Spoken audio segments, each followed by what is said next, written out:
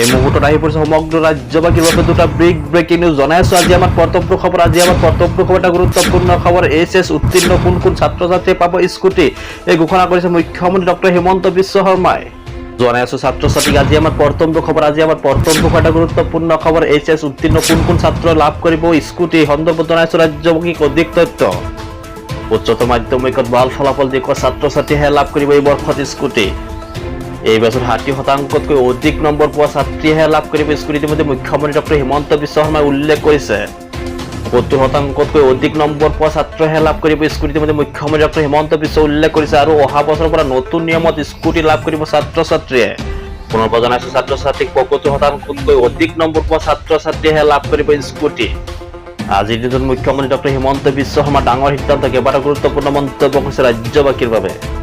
জনাইছো উচ্চতৰ মাধ্যমিকত ভাল ফলাফল দেখুওৱা ছাত্ৰ ছাত্ৰীয়ে স্কুটি লাভ কৰিব এই বৰ্ষত। ইতিমধ্যে মুখ্যমন্ত্ৰীগৰাকীয়ে উল্লেখ কৰিছে এই বছৰ 60%তকৈ অধিক নম্বৰ পোৱা ছাত্ৰীহে লাভ কৰিব স্কুটি আৰু 70%তকৈ অধিক নম্বৰ পোৱা ছাত্ৰই পাব স্কুটি। ইতিমধ্যে মুখ্যমন্ত্ৰীগৰাকী স্পষ্টভাৱে উল্লেখ কৰিছে অহা বছৰৰ পৰা নতুন নিয়মত স্কুটি লাভ কৰিব ছাত্ৰ ছাত্ৰীয়ে। এই সিদ্ধান্ত গ্ৰহণ কৰিছে ৰাজ্য চৰকাৰে।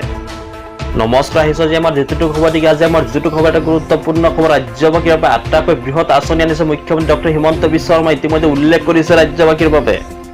জনাইছো ৰাজ্যবাসীৰ খুব গুৰুত্বপূৰ্ণ খবৰ। অক্টোবৰত একেদিনে 40,000 লোকক ৰেচন কাৰ্ড প্ৰদান কৰিব ৰাজ্য চৰকাৰে। ৰেচন কাৰ্ড থকা সকলো পৰিয়ালে লাভ কৰিব 5 লাখ টকাৰ চিকিৎসা সেৱা আৰু হস্পিটেল ৰেচন কাৰ্ড দেখুৱালে পাব বিনামূলীয়া সাহায্য। ইতিমধ্যে মুখ্যমন্ত্ৰীগৰাকীয়ে স্পষ্টভাৱে উল্লেখ কৰিছে আৰু লগতে উল্লেখ কৰিছে এইবাৰ অৰুণোদয় আঁচনিৰ 7 লাখ লোক ইতিমধ্যে দিয়া হ'ব। নতুনকৈ 7 লাখ লোক ইতিমধ্যে অৰুণোদয় আঁচনি প্ৰদান কৰিব ৰাজ্য চৰকাৰে।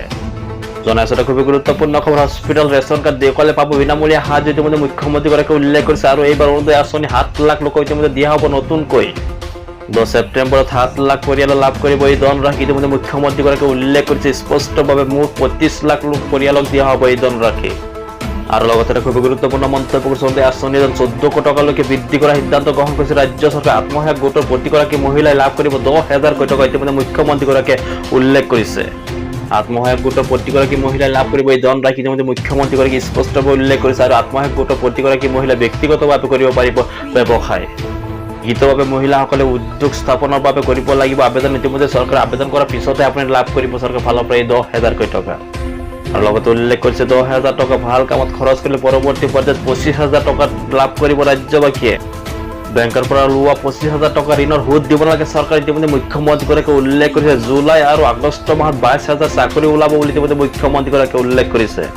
নিবনুৱা যুৱকসকলে ক্ষুদ্ৰ উদ্যোগৰ বাবে লাভ কৰিব 2 লাখ টকা। ইতিমধ্যে মুখ্যমন্ত্ৰীগৰাকীয়ে আজি উল্লেখ কৰিছে পোনপটীয়াকৈ বেংক একাউণ্টত জমা কৰাই দিব চৰকাৰে এই ধনৰাশি। ইতিমধ্যে 2 লাখ টকা ইতিমধ্যে বেংক একাউণ্টতহে জমা কৰিব ৰাজ্যবাসীৰ বাবে ইতিমধ্যে ৰাজ্য চৰকাৰে।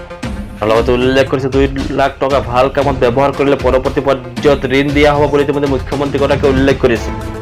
লগতে উল্লেখ কৰিছে অক্টোবৰত একেদিনে 40,000 লোকক দিয়া হ'ব ৰেচন কাৰ্ড। ইতিমধ্যে মুখ্যমন্ত্ৰীগৰাকীয়ে উল্লেখ কৰিছে ৰেচন কাৰ্ড থকা পৰিয়ালে লাভ কৰিব 5 লাখ টকাৰ বিনামূলীয়া চিকিৎসা সেৱাও। আজি অসমৰ ৰাজ্যবাসীয়ে জানিবলৈ গুৰুত্বপূৰ্ণ তথ্য মানে আছিল। আপোনালোকৰ এটা সৰু ৰিকুৱেষ্ট, আপুনি চেনেলটো নতুনকৈ চেনেলটো ছাবস্ক্ৰাইব কৰি ভিডিঅ'টো লাইক কৰি দিব। ধন্যবাদ। জয় অসম।